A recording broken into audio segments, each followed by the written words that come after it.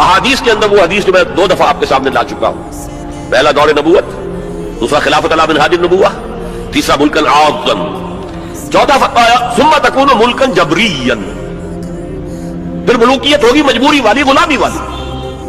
اب میں نہیں کہہ سکتا کہ اس وقت صحابہ نے اس کا کیا مطلب سمجھا ہوگا، یہ 2 ملوکیتیں علیحدہ علیحدہ حضور نے گنوا دی۔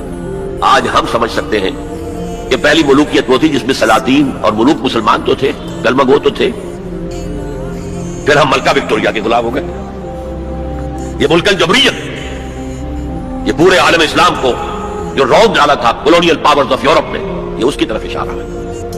یہ فرمایا یہ دور بھی رہے گا جب تک اللہ چاہے گا، پھر اللہ اسے بھی اٹھا لے گا۔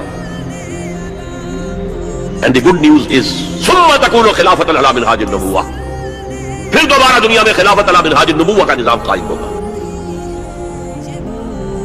یہ ہے وہ دور جو آنے والا ہے، مستقبل میں آئے گا۔